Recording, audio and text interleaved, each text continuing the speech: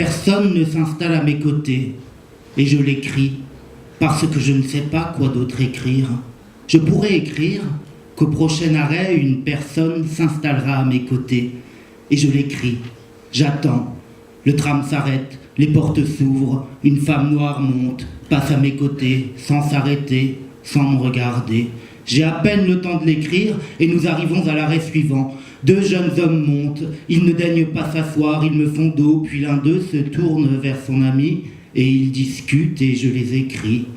À l'arrêt d'après, monte un couple, typé indien, malgache ou mauricien, je ne sais pas, je ne le leur demande pas. Debout l'un dans l'autre, ils discutent et se sourient, et je les décris.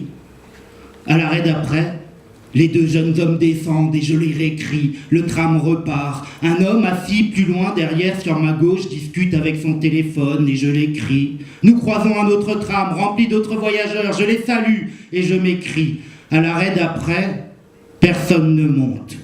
Personne ne descend, les portes restent closes et je l'écris. À l'arrêt suivant, un vieil homme monte et va s'installer plus loin derrière.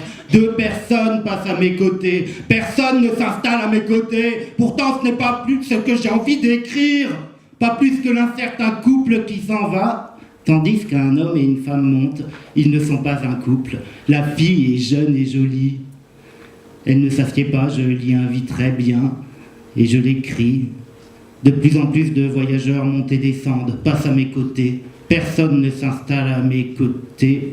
Mais la jeune et jolie fille, elle, s'est assise à quelques mètres en face de moi.